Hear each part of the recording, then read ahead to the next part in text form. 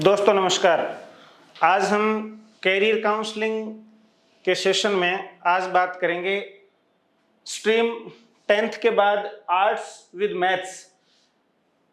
Humanities जो stream है जिसमें बच्चा ह्यूमैनिटीज के साथ साथ जैसे साइंस और कॉमर्स के बच्चे मैथमेटिक्स सब्जेक्ट को रखते हैं ऑप्शनल या एडिशनल के रूप में, वैसे आर्ट्स का बच्चा अगर मैथमेटिक्स को साथ में एडिशनल या ऑप्शनल सब्जेक्ट के रूप में रखे तो उसको क्या क्या फायदे हो सकते हैं। तो सबसे पहले हम इसमें बात करेंगे कि इसमें सब्जेक्ट्स कौन कौन से हो सकते हैं। सब्जेक्ट्स में बच्चे के पास हिस्ट्री हो, ज्योग्राफी हो, पॉलिटिकल साइंस हो, लीगल स्टडीज हो, इकोनॉमिक्स हो, साइकोलॉजी हो, फिजिकल एजुकेशन हो, सोशियोलॉजी हो, और इन सब्जेक्ट्स के साथ ऑप्शनल या एडिशनल के रूप में एक मैथ्स का सब्जेक्ट हो।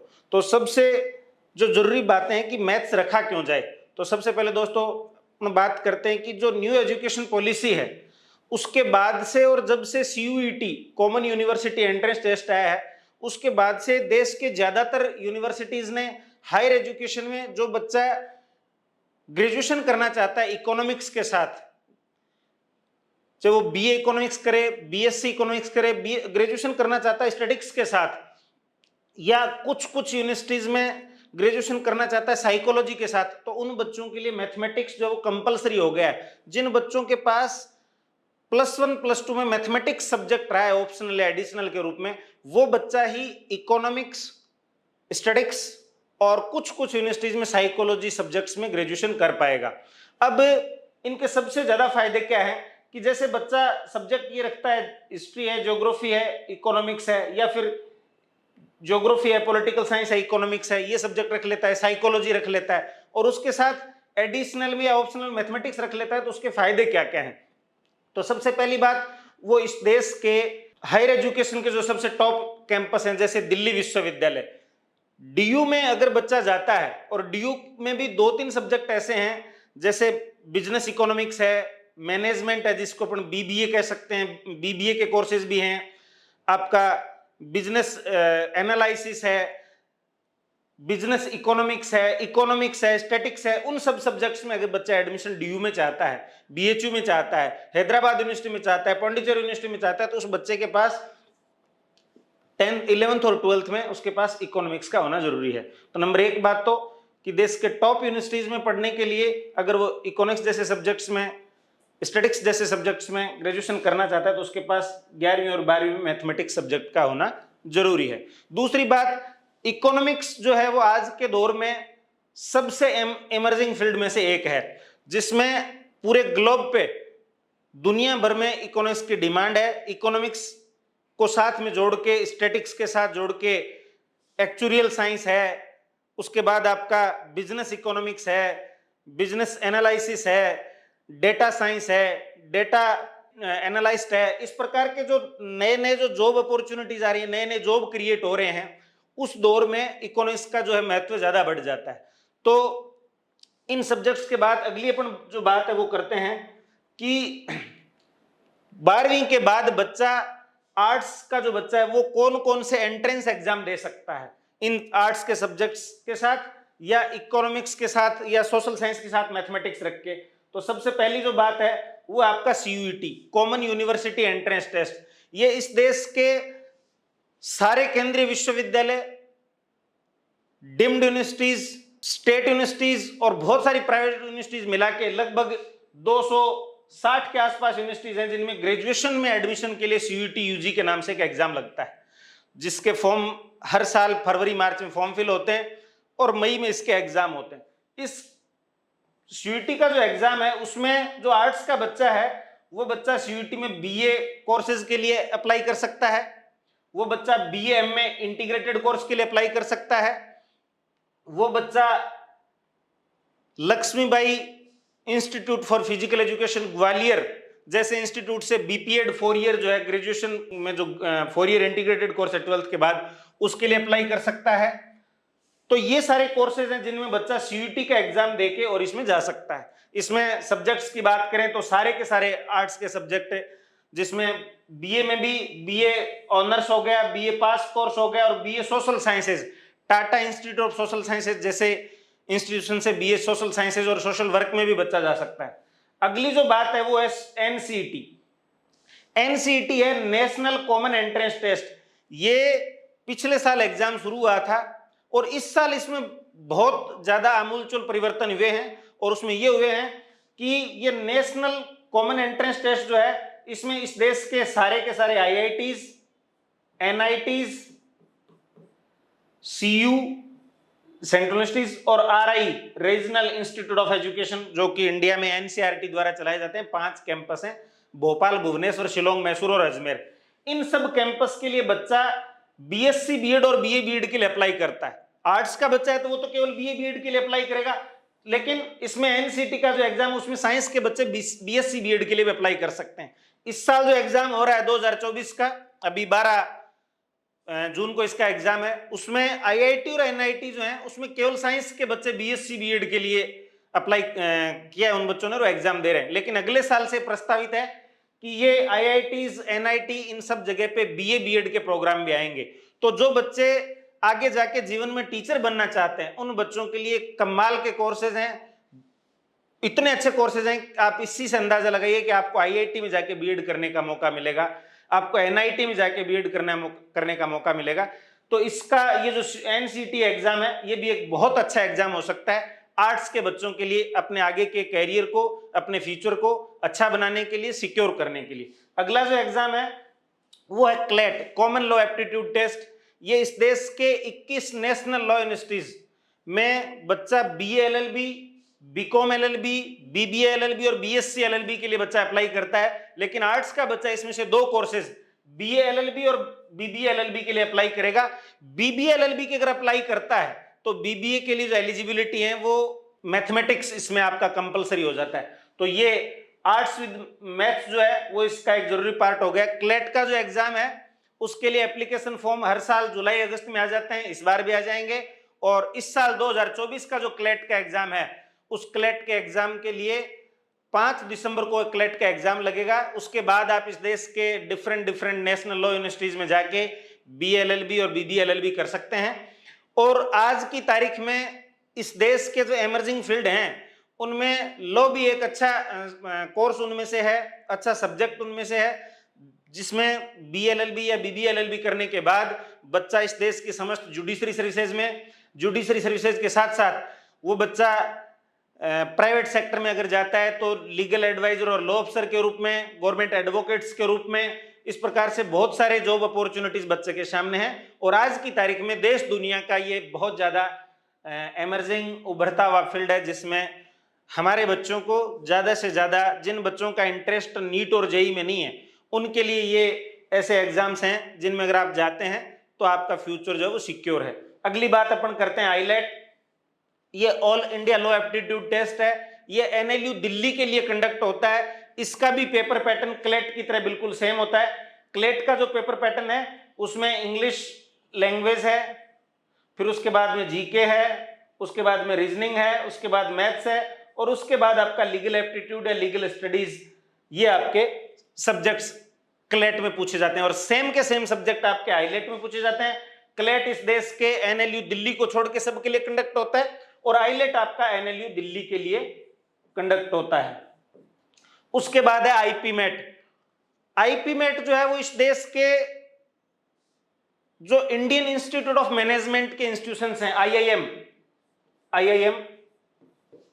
उन आईआईएम में एडमिशन के लिए पीजी में पहले एक टेस्ट लगता था, एमबीए के लिए कैट का एग्जाम।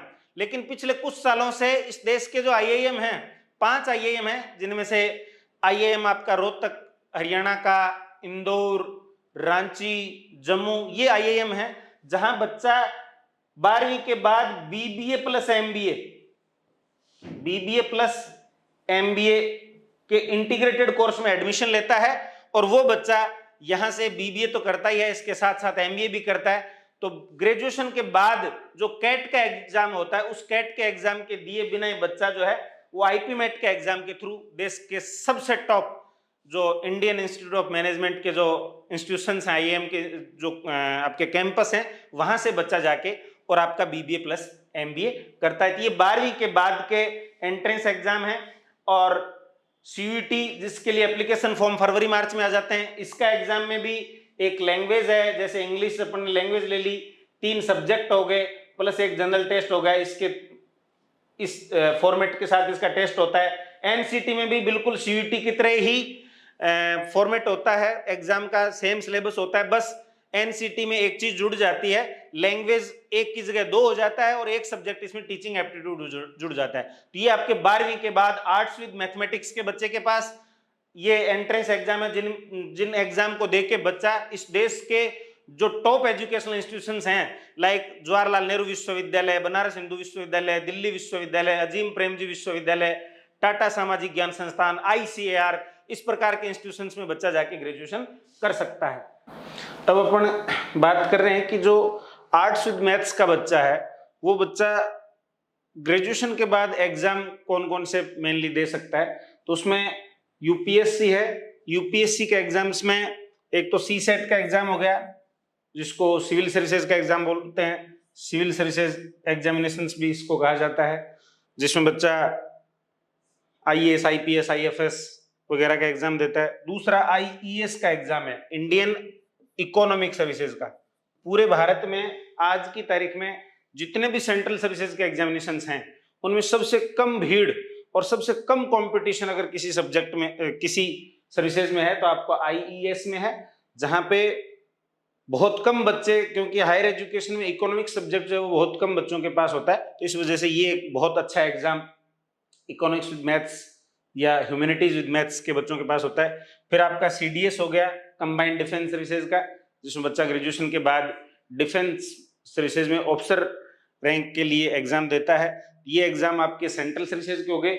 उसके बाद PCS, हर स्टेट का अपना PCS है, जैसे राजस्थान की बात करें तो RPSC, हरियाणा PCS हरियाणा का, यूपी PCS यूपी का, तो वो वहां के स्टेट सर्विसेज के लिए एग्जाम दे सकता है। उसके बाद CGL, कंबाइंड ग्रेजुएट लेवल, जिसको मिनी IS भी कहा जा सकता है, तो इसमें विशेष तौर पे आर्ट्स विद मैथ्स का बच्चा AAO, ऑडिटर, इस प्रकार के जो एग्जाम, अकाउंटेंट, इकोनॉमिस्ट, इस प्रकार के जो एग्जाम जो पोस्ट हैं उनके लिए CGL का एग्जाम देता है। तो ये वो कंपटीशन का एग्जाम है आपके UPSC और स्टेट PCS के, इसके आपके SSC CGL के। इसके अलावा टीचिंग जॉब जो है, जिसमें स्कूल एजुकेशन में स्कूल लेक्चरर और हायर एजुकेशन में कॉलेज प्रोफेसर, असिस्टेंट प्रोफेसर के लिए एग्जाम बच्चा देता ही है। और इसके अलावा जितने भी एग्जाम हैं उन सब एग्जाम्स के लिए बच्चा जो है वो एलिजिबल होता है। ये जॉब अपॉर्चुनिटीज हैं। अगर बच्चा ह्यूमैनिटीज विद मैथ्स रखता है, विशेष तौर पे इकोनॉमिक्स विद मैथ्स रखता है, तो वो बच्चे एक्चुअरी बनते हैं। एक्चुरियल साइंस ऐसा सब्जेक्ट है जिसमें बच्चा अगर ग्रेजुएशन करता है, पोस्ट ग्रेजुएशन करता है, तो उसके लिए मिनिमम एलिजिबिलिटी ये है कि आपके पास +1 +2 में मैथमेटिक्स होना चाहिए। एक्चुरियल साइंस बोले तो बीमा विज्ञान, बीमा विज्ञान में investment management, financial management, insurance policies, risk calculation, इन सब की कैलकुलेशन होती है। और आज की तारीख में विशेष तौर पे वेस्टर्न कंट्रीज में ये कल्चर आ गया है और इंडिया में भी काफी सारी जगह पे एक्चुरियल साइंस जो है वो पढ़ाया जाता है और पूरे ग्लोब पे ये सबसे ज्यादा ट्रेंडिंग में एक सब्जेक्ट चल रहा है। उसके बाद साइकोलॉजिस्ट, साइकोलॉजी ऐसा सब्जेक्ट है जिस सब्जेक्ट को अगर बच्चा उसमें ग्रेजुएशन करना चाहता है तो उसमें आर्ट्स का बच्चा भी, साइंस का बच्चा भी, साइंस मैथ्स और साइंस बायो, तीनों स्ट्रीम के बच्चे जो है वो साइकोलॉजी सब्जेक्ट में जा सकते हैं। तो साइकोलॉजी अगर आप मैथमेटिक्स के साथ है तो आप clinical psychology, clinical psychiatrist, child psychology, human psychology, psychologist, counsellor, career counsellor, इस प्रकार के खूब सारे जॉब जो हैं बच्चे को इसमें मिलते हैं। इसके बाद है कंटेंट राइटर का काम। आजकल के दौर में कंटेंट राइटिंग एक अच्छे ट्रेंडिंग में सब कोर्स चल रहा है, जिसमें इकोनॉमिक्स विद मैथ्स का बच्चा, आर्ट्स विद मैथ्स का बच्चा जा सकता है। फिर फॉरेन लैंग्वेजेस में आर्ट्स का बच्चा जाता है, जिसमें अगर वो बच्चा ग्रेजुएशन और पोस्ट ग्रेजुएशन कर लेता है तो ट्रांसलेटर, इंटरप्रेटर, आजकल टीचर, ट्यूटर, आपके tourist guide, foreign language experts, foreign language adviser, इस प्रकार के खूब सारे जॉब जो है फॉरेन लैंग्वेज में भी आजकल आ रहे हैं आर्ट्स के बच्चे के लिए। उसके बाद योगा टीचर, आर्ट्स के जो सब्जेक्ट हैं उसमें बच्चा अगर फिजिकल एजुकेशन या योगा रखता है तो वो बच्चा योगा टीचर भी जो है वो बन सकता है। उसके बाद है स्पोर्ट्स या योगा का कोच या ट्रेनर या स्पोर्ट्समैन, बच्चा वो जो नेशनल या इंटरनेशनल लेवल पे खेल भी सकता है। तो फिजिकल एजुकेशन भी एक जो है वो अच्छा जॉब देने वाला आजकल एक सब्जेक्ट है। उसके बाद इकोनॉमिस्ट जिसकी बात अपन ने कर ली, डेटा साइंटिस्ट, डेटा जो है वो आज की तारीख में एक प्योर गोल्ड है, न्यू गोल्ड है, और डेटा से ही इस दुनिया का, पूरी दुनिया का छोटे से लेके और बड़े से बड़े तक जो बिजनेस है वो सारा का सारा इस पे चल रहा है। और ये डेटा साइंस को अगर हम आर्टिफिशियल इंटेलिजेंस के साथ जोड़ देते हैं तो ये कमाल का सब्जेक्ट बन जाता है।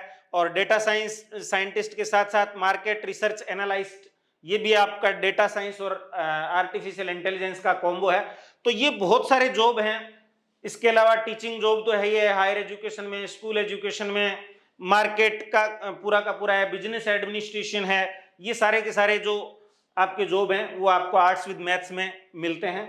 उसके बाद अपन बात करेंगे लास्ट वन कि हमारा जो इंस्टीट्यूट है तो लगातार अभी कैरियर काउंसलिंग के आपके लिए वीडियो लेके आ रहा है। हमारे यहाँ पे 10th के बाद से ही बच्चों को कैरियर काउंसलिंग के साथ साथ इन बच्चों को तैयार किया जाता है कि वो बच्चे सीयूईटी में अच्छा करें, एनसीटी में, क्लेट में, आईलेट में, आईपी मेट में, और 11th 12th के साथ साथ फाउंडेशन में हम ये तैयारी करवाते हैं ताकि बच्चा 12वीं के बाद ये नहीं सोचे कि अब हमें क्या करना है। तो हम 10th के बाद से इन बच्चों को तैयार कर रहे हैं।